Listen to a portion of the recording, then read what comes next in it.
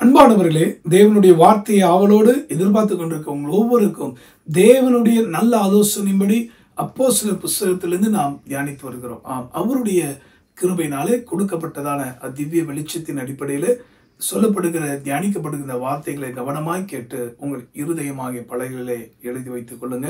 வாசிக்கலாமா? அப்போஸ்தலர் நடபடிகளில் 4வது அதிகாரம் 31ஆம் வசனம். Acts chapter 4 verse 31. அவர்கள் ஜெபம் பண்ணின போது அவர்கள் கூடியிருந்த இடம் அசைந்தது. அவர்கள் எல்லாரும் பரிசுத்த ஆவியினால் நிரப்பப்பட்டு தேவ வசனத்தை தைரியமாய் சொன்னார்கள். இந்த அப்போஸ்தலர் நடவடிக்கைகளை நம்ம தியானித்து கொண்டிருக்கிற ஒரு விசேஷத்த காரணம் என்னன்னா, பயம் உள்ளவர்களுக்கு பரலோகத்தில் இடம் கிடையாது. நீங்க உடனே சொல்லலாம், எப்படி பயம் இல்லாதனா எப்படி? அன்பானவர்களே, ஒருவன் மனுஷனுக்கு நீங்கள் பயப்படுவீர்களானால் அது என்ன பண்ணும்? மரணத்தை உண்டு பண்ணுமா. ஆனால் ஒரு மனிதனுடைய ஆத்மாவை நரகத்தில் தள்ளக்கூடிய அந்த பிதாவாகிய தேவனுக்கு நீங்கள் பயப்படுவீர்களானால் உங்கள் வாழ்க்கையில் சேமம் உண்டாகும் வேதத்தில் சொல்லப்பட்டிருக்கு. அப்போ நீங்கள் தான் டிசைட் பண்ணணும். இங்கே சொல்லப்பட்டிருக்கு, பரிசுத்த ஆவியால் நிரப்பப்பட்டு அவர்கள் பயமில்லாமல் ஆண்டவருடைய பணியை செய்தார்கள். ஆக அன்பானவர்களே, அவர்கள் ஜெபித்த போது, அதான் முக்கியம், அவர்கள் ஜெபம் செய்யும் போது அந்த இடம் அசைந்தது. இன்றைக்கு இந்த வார்த்தையில நம்ம தியானிக்க வேண்டிய முக்கியமான காரியம் என்னன்னா, ஜெபிக்க மறந்தவர்கள் யாருக்கும் பயன்பட முடியாது.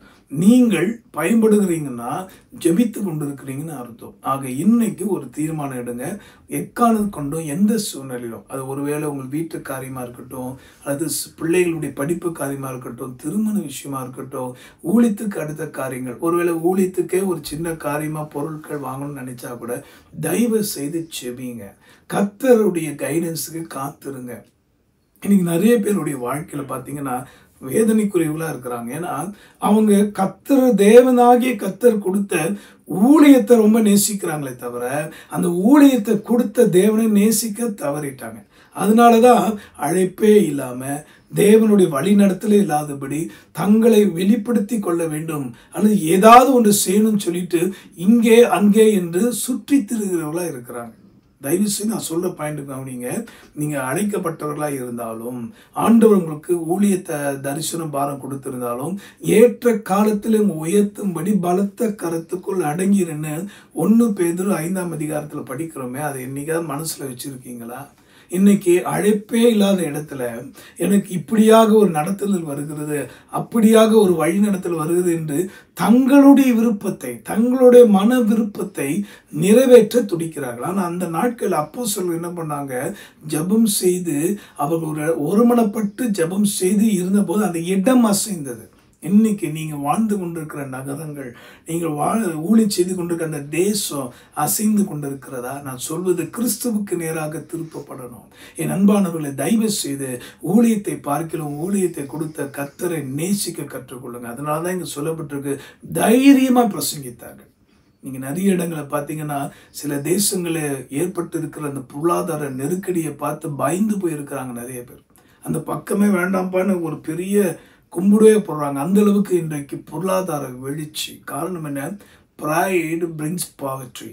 இன்னைக்கு பெருமை வறுமையை உண்டு பண்ணும். இன்னைக்கு சில தேசங்கள் தவிக்க முடியாம அல்லது நம்மளால தாங்கிக் கொள்ள முடியாத அளவுக்கு இன்றைக்கு வறுமையில தாக்கப்பட்டிருக்கின்ற காரணம் என்னன்னா, பலவிதமான பெருமைகளுக்கு அவங்களுக்கு இடம் தந்து கர்த்தருடைய சுவிசேஷத்துக்கு விரோதமாக மிஷினரிகளை கொலை செய்தவர்களாக, இப்படி நிறைய சரித்திரபூர்வமான காரியங்களை சொல்ல பல காரியம் உண்டு. ஆனால் உங்களுடைய பிரயோஜனத்துக்கான சொல்ல, இன்னைக்கு நம்ம இந்த அப்போஸ்தலர் 4:30 நம்ம கற்றுக்கொள்ள வேண்டிய காரியம் என்னன்னா, ஜெபிக்க மறக்கக்கூடாது. 2வது, அசைக்கப்பட, ஆண்டவர் செயல்பட நாம் தாழ்த்தணும், நம்ம அடக்கணும், வெறுமையாக்கணும். நம்ம தாழ்த்தும் போது தேவன் ஏற்ற வேளையில நிச்சயமாக உயர்த்தி பிரயோஜனப்படுத்துவார். அங்க சொல்லப்பட்டிருக்கிறது, தைரியமாய் பிரசங்கம் பண்ணது காரணம் என்ன? பரிசுத்த ஆவியால் நிரம்பி இருந்தாங்க. இன்னைக்கு இதை கேட்கிற அன்பர்களே, we need the Holy Spirit, help of Holy Spirit. இயேசு கிறிஸ்துவை ஞானஸ்நானம் பெற்று கரையேறின பின்பு பரிசுத்த ஆவியார் அவர் மேலே இறங்கி வந்தார். அதுக்கப்புறம் தான் ஊழியமே தொடங்கிடுச்சு.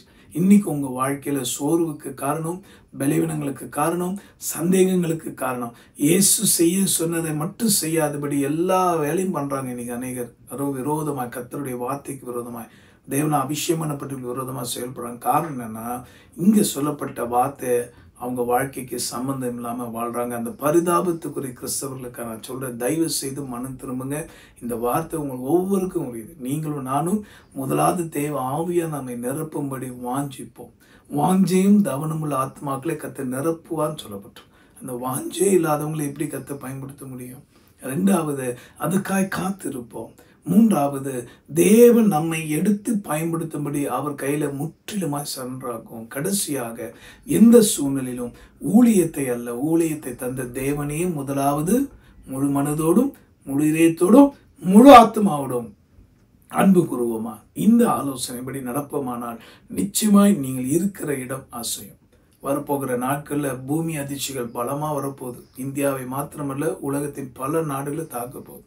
ஆனாலும் கூட நான் சொல்லக்கூடிய அதிர்வு வேறு. அசையும் என்றால் மனுஷர்களுடைய கண்கள் திறக்கப்படும், அவங்களுக்கு இருதயம் உடைக்கப்பட்டு ஆண்டவரிடத்தில் தேடி ஓடி வரும்படி கர்த்தர் செய்வார். காத்திருப்போமா? நம்மை ஒப்பு கொடுப்போமா? நம்மை பிரயோஜனப்படுத்த விரும்புகிற கர்த்தரை மட்டும் நாம் நேசிப்போம். எல்லாவற்றுக்கும் மேலாக அவர் நம்மை கரம் நீட்டி பயன்படுத்துவார். ஜெபிக்கலாமா? அன்புள்ள ஆண்டவரே, இந்த வார்த்தையின்படி உங்களுடைய பிள்ளைகளை தொட்டு ஆசீர்வதிங்கப்பா. பரிசுத்தாக நிரம்பி இருக்கட்டும் ஆண்டவரே. எங்களுக்கு எப்படி என்று தெரியல என்று சொல்லி சோம்பல்தனத்தோடு வாழ்ந்து விடாதபடி இன்னிலிருந்து கர்த்தாவே நீர் சொல்லுகிறபடி செய்ய கிருபை தாரும் ஆண்டவரே. சகலவிதமான சுய முயற்சிகள் அல்லது மாமிச கிரியைகள், தங்களை மேன்மைப்படுத்த ஓடுகிற எல்லாவித சத்துருவே அந்த தந்திரங்களுக்கு யாரெல்லாம் இடம் கொடுத்திருப்பார்களோ அவர்களை உணர்த்தும் அப்பா.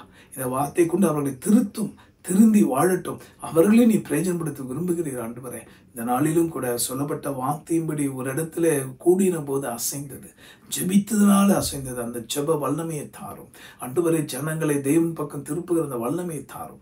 இடைவிடாமல் ஜெபிக்கிற அனுபவத்தை தாரும். அழைத்த அழைப்பில் உறுதியாக இருக்கட்டும். அழைத்தவரை மாத்திரம் முன்னே வைத்து, அழைக்கப்பட்ட அழைப்பை அல்ல, அதை தந்த தேவனையே நேசித்து காத்திருந்து உமால் பயன்படுத்தப்பட ஒவ்வொரு பிள்ளைகளுமே உங்களோட வல்லமை இப்போ இறங்கி வந்தது ஸ்தோத்திரம். ஆசீர்வதியும். இதை வாஞ்சியோடு பிறருக்கு ஷேர் பண்ணுற ஒவ்வொரு சகோதர சகோதரிகளையும் 1000 மடங்கு பிறகு பண்ணப்பா. கிருபை பாராட்டும். ஜீவாதிபதி இயேசு மூலமாய் வேண்டுகிறோம் எங்கள் நல்ல பிதாவே, ஆமேன். அன்பானவர்களே, இன்றைக்கு இந்த அப்போஸ்தலர் நடவடிக்கையில் நம்ம கற்றுக்கொண்டது என்ன தெரியுங்களா? ஊழியத்தை பார்க்கலாம், ஊழியத்தை தந்தவரை நேசித்து அவர் நம்மை பயன்படுத்த நம்மை தரைமட்டும் தாழ்த்தி அவருடைய பலத்த கருத்துக்குள் அடங்கியிருப்போம்.